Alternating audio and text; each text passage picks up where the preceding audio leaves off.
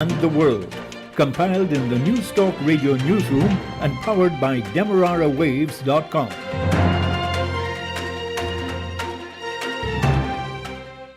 Good morning with your major newscast. I am Jessica Daw. First with the highlights.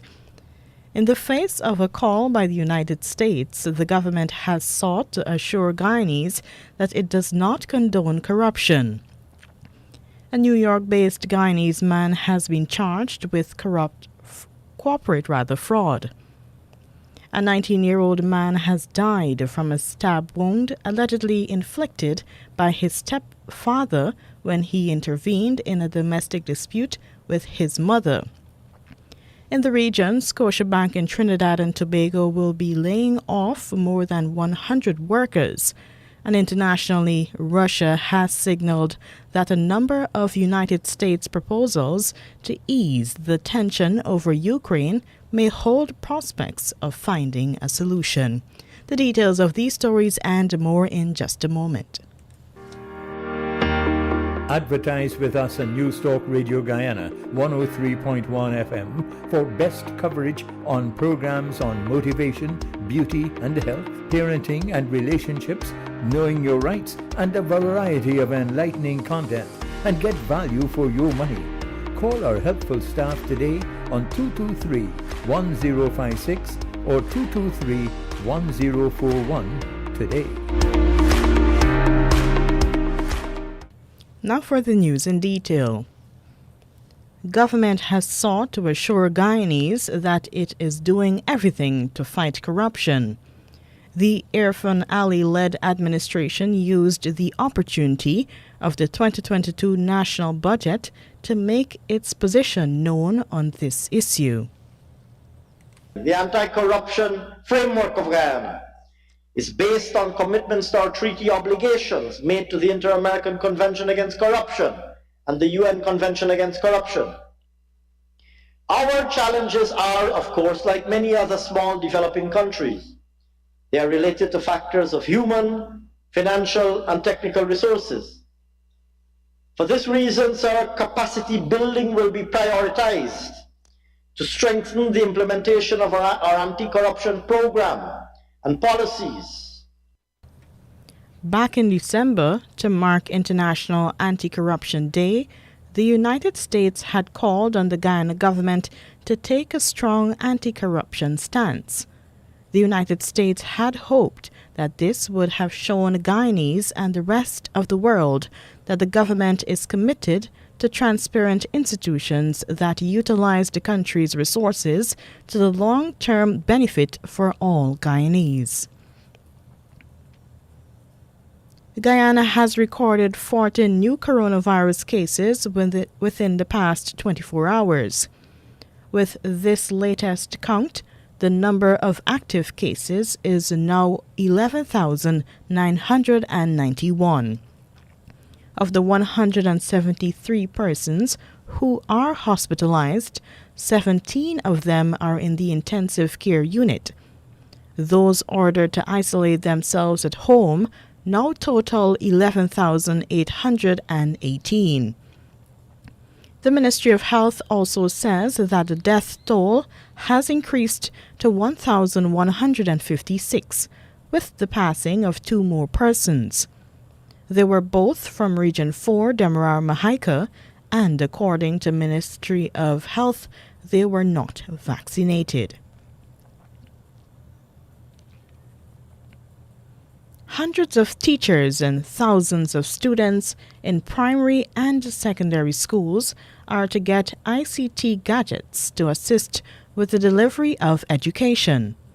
Finance Minister Dr. Ashni Singh, in making the announcement in the 2022 national budget, noted that the COVID-19 pandemic has pushed Guyana to fast-track the digitizing of education delivery. In response, sir, we will be equipping 300 primary school teachers and 125 secondary school teachers with laptops and computing devices. Approximately 11,000 tablets and flash drives loaded with teaching materials will be provided to students at these levels. while the number of smart classrooms, we recall those smart classrooms, the number of smart classrooms will be expanded. This initiative, sir, is budgeted at a total cost of $295.7 million. He added that for the first time, over 260 schools will be monitored using the Education Management Information System. He says this will allow expanded monitoring and supervision of performance. A New York man has been sentenced to 18 months in prison for his role in an illegal pump and dump stock manipulation scheme.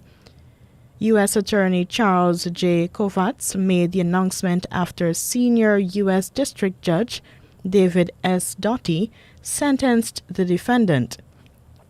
According to court documents, Christopher James Rajkaran, 36, of Queens, New York, and Guyana participated in a scheme to hijack and assume control over dormant public shell companies.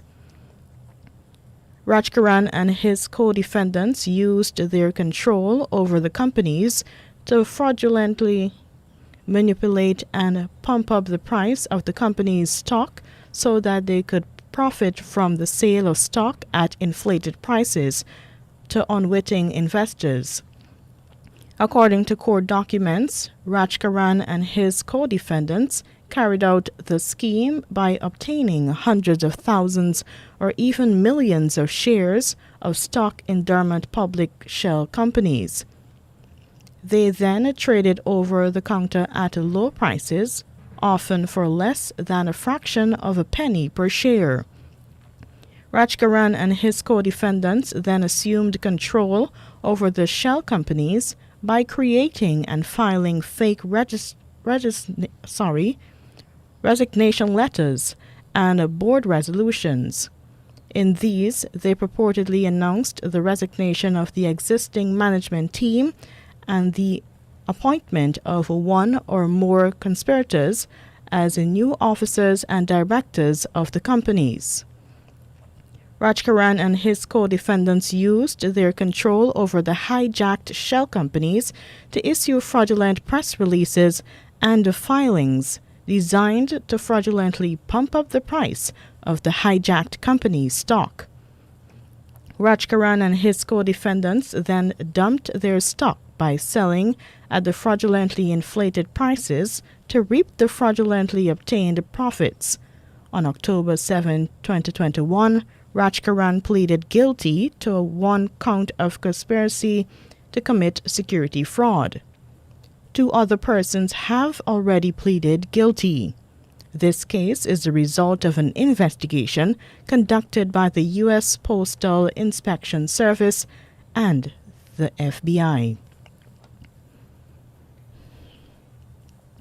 A woman was yesterday afternoon stabbed to death by her ex-partner at her mother's home in Seafield, Sophia, Greater Georgetown. Dead is 28-year-old Loretta Simon of Cooper Street, Alboystown, Georgetown. The woman was stabbed at about 1 p.m. Police say that the woman allegedly met her demise at the hands of her ex-partner who went to her mother's residence.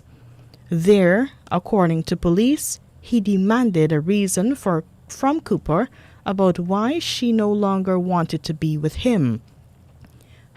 Eyewitnesses tell police that the woman asked the suspect to leave her mother's premises, and he suddenly whipped out a knife from his pants waist and stabbed the victim in the region of her heart. Cooper then ran a short distance before she collapsed. He then dropped the knife in the yard and made good his escape. A 19-year-old man who was allegedly stabbed by his stepfather has died. He has been identified as Isaiah Edwards of East Lepeneton Squatting Area, Georgetown. Police say that he was stabbed to his right hip by his stepfather at about 6:30 Wednesday evening. Edwards died at the COVID hospital Liliendal on Thursday. Investigators say that Edwards intervened when his stepfather began abusing his mother, who had not finished cooking. The suspect reportedly became angry and picked up a knife and attacked the two. The teen and his mother were both wounded, after which the suspect fled the scene. His mother is hospitalized in a stable condition. The suspect has not yet been apprehended. Two fishermen who live in Nakiri, Suriname have been arrested in connection with the discovery of a handgun and ammunition on the number 63 beach quarantine. Police say the men were arrested on Wednesday for the alleged possession of a 9mm semi-automatic pistol and 11mm rounds. They are 46 years old and 37 years old. The Guyana Police Force says the operation was based on intelligence at the number 63 beach. Investigators did not say if the gun and ammunition were found in possession of one of the men in a boat or vehicle or near them. Investigations are ongoing. Now for the news in the region. The Surinamese government has decided to increase the social benefits from March. Waterkant News reports that the old age pension has increased from $47.50 to $59.38. People with disabilities will now receive $83.13 instead of $35.63. In addition, support for poor households has been increased from $47.50 to $59.38. These monthly payments are more than inflation and are reportedly part of the economic recovery program. The social safety net came into effect in 2020, with certain benefits increased by more than 100 despite budgetary constraints. Government says it will soon pass legislation for recipients to open basic bank accounts to receive the payments.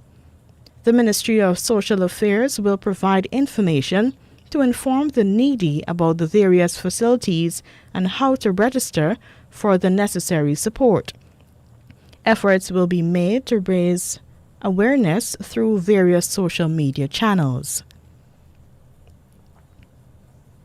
Barbadians are being told that they will have to continue to face increased cost of living. Barbados Today reports that even if the government gives some tax breaks, the prices of basic consumer items will remain high because of the global rise in shipping prices.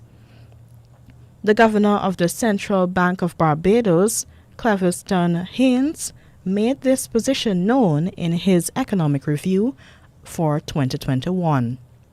From our perspective right now, what we see is that prices will remain elevated. You know, first, as always, some prices will go up and some will come down, but I think on average, prices will remain elevated. We indicated that the moving average ratio was about 3.2%, I think, towards the end of 2021. And based on what we've seen with how prices moved in the last half of 2021, there's likely to see that moving average inflation rate going up and possibly even the point-to-point rate going up in the short term. The governor of Central Bank of Barbados, Cleviston Haynes. Almost 150 workers of Scotiabank in Trinidad are to lose their jobs. As we hear from CNC3, the bank is shifting some operations to the Dominican Republic. 149 employees of Scotiabank TNT will lose their jobs between March to May in 2022. This as the bank will be closing down its collections unit in Trinidad and Tobago and will be moving it to the Dominican Republic. Guardian Media has seen letters sent to members of its staff in which the bank says it is closing its collections department and sending home all frontline members of staff and support, including managers. This is one of the largest retrenchment that has taken place at the bank recently and comes as Scotiabank and other financial institutions rationalize to become competitive. In an email response, the bank confirms that the upcoming changes will be in certain services. Upcoming changes will result in the consolidation of certain support services and back-end functions, including the consolidation of a part of our collections unit into our global business services hub in the Dominican Republic, which also currently services our Canadian operation, Scotia says. The bank adds that it will ensure all employees are treated fairly and with respect as they transition employment.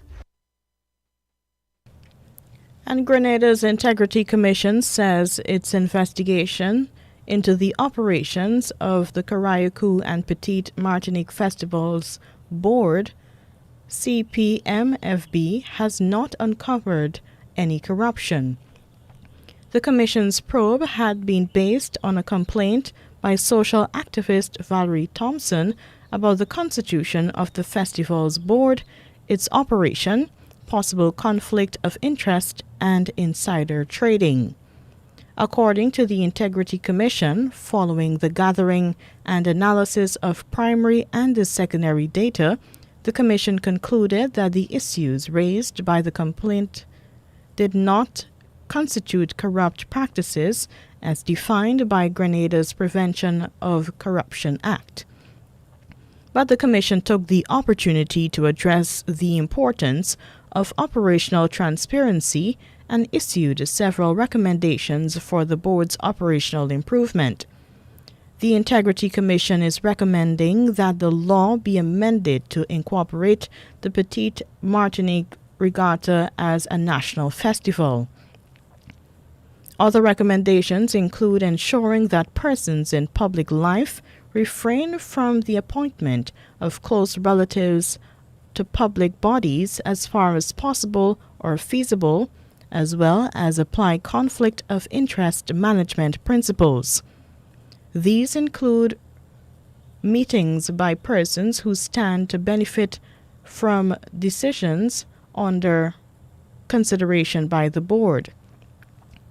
The Commission has also undertaken, in keeping with its mandate, to provide guidance and training to the festival's board on the establishment of a conflict of interest management policy and implementation of other operational procedures and protocols to ensure that public trust and confidence are always preserved and enhanced.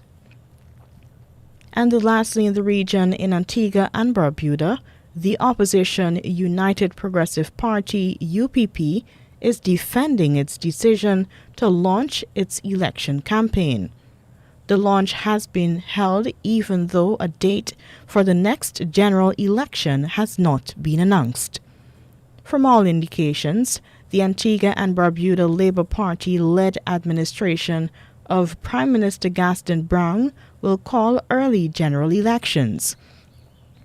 Antigua Newsroom reports that UPP leader Harold Lovell says the launch of his party's election campaign takes 3 scenarios into account.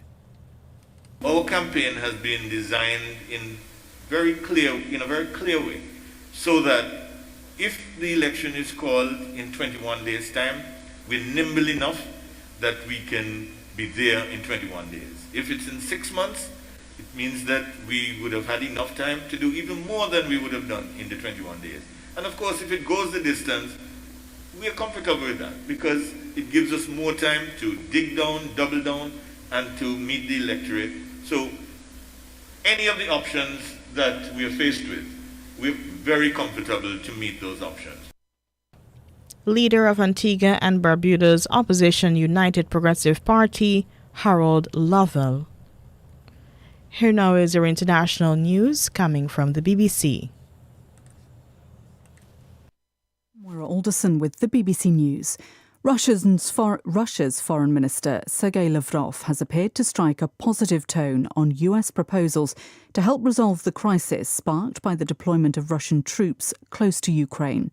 Mr. Lavrov said there was something in them. He was answering questions from Russian radio journalists. If it depends on Russia, there will be no war. We do not want wars, but neither will we allow our interests to be blatantly violated, our interests to be ignored. Our Moscow correspondent, Caroline Davis, has this assessment. The world is still left guessing. What path will President Putin choose? There was both hope and criticism in Minister Lavrov's comments. He said that the US response was an exemplary document of diplomatic courtesy, but also criticised America for escalating the situation and suggested that if it did not follow the path of reason, Russia would respond. Diplomatic efforts do continue. Mr. Lavrov confirmed that he's expecting to speak to his German counterpart today. He's also due to hold further talks with US Secretary of State Antony Blinken in the next couple of weeks. The United Nations World Food Programme is warning of extreme hunger in northern Ethiopia. Aid agencies face severe challenges in delivering supplies to the Tigray region, where government forces have been fighting rebels for more than a year. Imogen Folks reports. No UN food convoy has reached Tigray since mid-December, but the World Food Programme says 100 trucks a day are needed to prevent starvation. In its latest security assessment, the WFP found over 80% of families were food insecure, less than a third are getting the daily calories they need, and in the Afar region, 28% of children under 5 are malnourished. The WFP says northern Ethiopia will need food aid throughout 2022 and is appealing to the warring parties to allow supplies in. Rwanda says it will reopen its border with Uganda on Monday. It was closed nearly 3 years ago after repeated claims by Rwanda that Uganda backed rebels who wanted to topple the government of President Paul Kagame. The decision to open the border followed a meeting in Kigali between Mr. Kagame and the son of President Yoweri Museveni. Doubts have emerged over the timing of the positive COVID test Novak Djokovic used to enter Australia to try to compete in the Australian Open. It was submitted to exempt him from rules barring unvaccinated people. The tennis star said he had a positive test on December the 16th and a negative one 6 days later. But the unique confirmation codes on the test suggest the positive result may have come after the negative one. Mr. Djokovic has been approached for comment but has not responded. BBC News. The Spanish tennis star Rafael Nadal has reached the final of the Australian Open in Melbourne.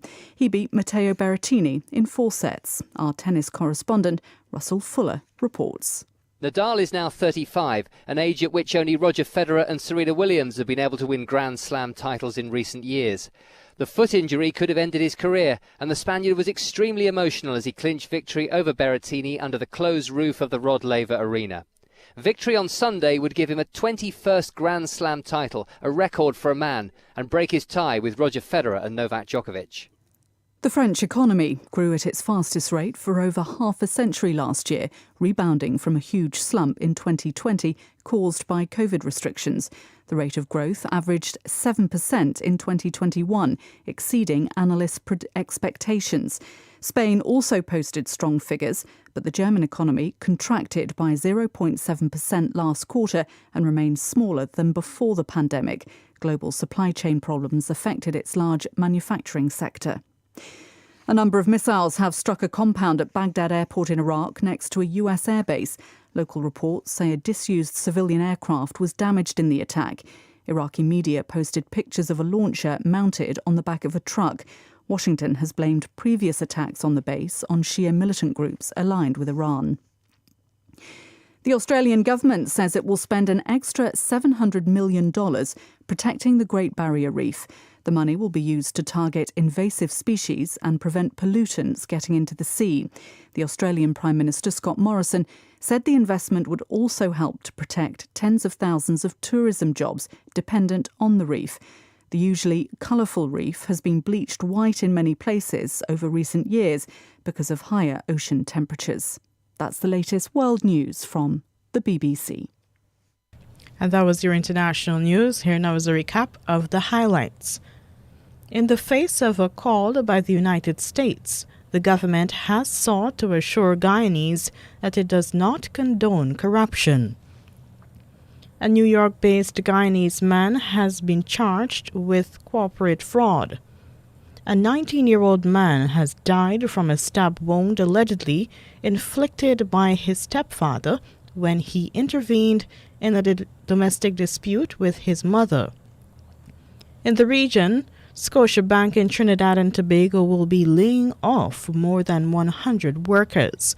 And internationally, Russia has signaled that a number of United States proposals to ease the tension over Ukraine may hold prospects of finding a solution. And that was your major newscast. I am Jessica Daw.